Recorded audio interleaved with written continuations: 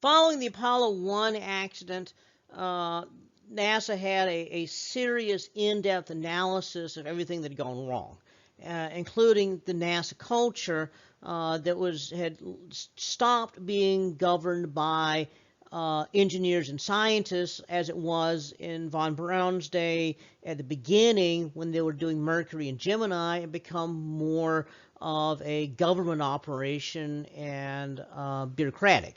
And so they reverted to the other way of doing things where the scientists and engineers were making the call. And that kind of alleviated some of the concerns here because it was a bureaucratic decision that ultimately led to the Apollo 1 accident. Eventually, Apollo 7 launched Earth orbit, and so it worked out a few of the bugs in the capsule and procedures. There were several things they didn't realize would actually be a problem until they got into orbit, such as going to the bathroom. And so they had to figure out better ways of doing that. And so eventually Apollo 8 went to the moon, went into orbit around the moon, and it was the first mission that actually visited the moon. So it was December of 1968. And so the capsule took 3 days to get there, orbited for a few orbits, came back. Now, the scary thing is that in order to get there, you have to launch from Earth. So the idea is that if you don't do anything, the moon's gravity tosses you back to Earth. But in order to go into orbit around the moon, you had to go to the moon, okay, and as you go around the moon, you fire your retro rockets to slow down so you go into orbit. And that has to be done on the far side of the moon. Okay. Now, the problem is if you fire the rockets too little, then what happens is you come slinging off and you miss Earth and you just are dead. You go into orbit around the sun and never come back. Okay. If you fire the rockets too hard, then you crash into the lunar surface. And so they fired the rockets while they were behind the surface, and then now from Earth, radio signals can't go through the moon, and so that means from Earth we had no idea what was happening over there. So then we knew they were firing the rockets, but we had to wait another, several minutes here, like almost 30 minutes, to find out if they lived or were going to die. And so turns out it worked just perfectly.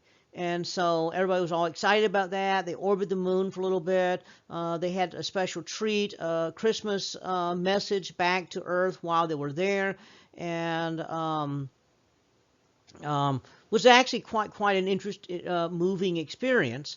And then the entire world was listening to what was happening here from the moon. And so then they fired the retro rockets again on the far side of the moon. They had to fire the retro rockets in order to come back. If the rockets fired too much, then what would happen is they would sling off this way. If they fired too little, they'd sling off that way, or be trapped in a weird lunar orbit. So it has to be just right. And again, you wouldn't know for 30 minutes. And they finally turned out it was just right. They came back to Earth. Now, the decision to do Apollo 8 was a little bit controversial with NASA because the next Apollo 8 was originally going to be designed to experiment with the lunar lander. Well, the lunar lander wasn't ready yet. And so it was going to be an Earth orbiting mission experimenting with the lunar lander to work out the details there. They did not really want to go to the moon until they had the lander ready, because when you're that far away, there's no hope of rescue. So the lander would be kind of almost like a lifeboat that if something went wrong with the capsule, you can move into the lander and at least stay alive to get back to Earth. That was not available here. Our intelligence operatives, think CIA, had found that the Soviets were actually working on their own moon rocket. And they had built a rocket about the same size as the Saturn V. And they had tested it, and it blew up. Okay. And we got word that they were going to test it again, and that they were going to planning on launching to the moon. and they did not have a lander, but they were going to go into orbit around the moon and say they beat us to the moon. And so the whole point here of the Apollo program was really political. And so we were trying to show that we could do better than the Soviets. So they made a decision, even without the lunar lander lifeboat, to go ahead and send Apollo 8 to the moon.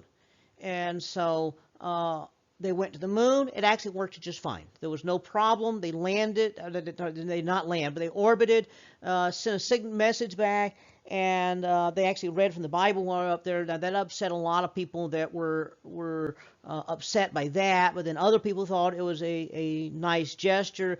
1968 was a very rough year in this country, and as was 1969. So both of these were very rough years, and it was kind of a nice, sentimental way of ending the a very rough year, to have some kind of spiritual passage read on national TV from orbit around the moon on Christmas Eve. So they read a passage. They then said, Merry Christmas to everybody on the good earth.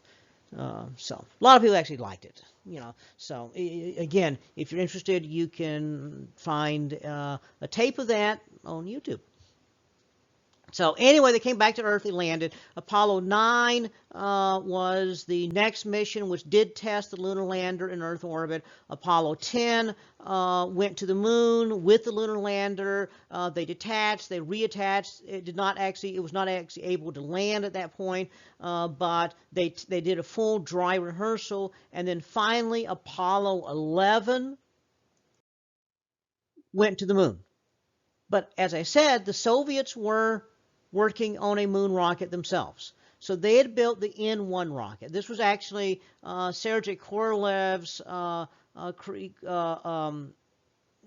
brainchild, but he died before it finished. Some people said that he put his entire everything into it, and his health suffered, and he died.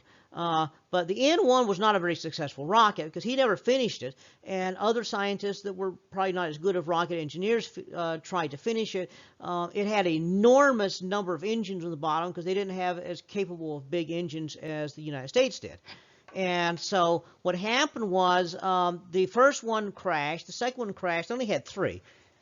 So the third one was ready for launch, and they actually didn't trust putting astronauts or cosmonauts on board. So the cosmonauts were going to launch in a separate Soyuz rocket and rendezvous with it, and then it would fly them to the moon. And so they got ready to launch, and what happened was that, again, this was a joint military-civilian thing in the Soviets, so the generals in charge wanted to watch this momentous thing, and they demanded a really good viewing position. So they built a viewing stand up ridiculously close to the thing, and the rocket scientists, since the generals were there, they had to be there too, and so they launched, and what happened was the first stage cut off prematurely. The second stage ignited with the first stage still attached, created a fireball, exploding massive amounts of debris that rained on the viewing stand and killed everybody. And so killed a bunch of people. And so that was the end of the Soviet manned moon program. Now, they got really close. They actually did beat us to the moon with a human-capable rocket. They had a Soyuz rocket that had been modified extensively, and they called it Zond. And it actually was launched to the moon. In orbit, it actually went past the moon, came back to Earth. So it looped around the moon, came back to Earth, and on board were actually like a turtle and some fish and some insects, and they're actually organisms, living things. The Soviets sent them to the moon first, and they looped around the moon and came back. And so this was going to launch the capsule with all the food, water, and air necessary to keep cosmonauts alive. And so so they technically beat us to the moon with something, okay? But we got there with the first humans.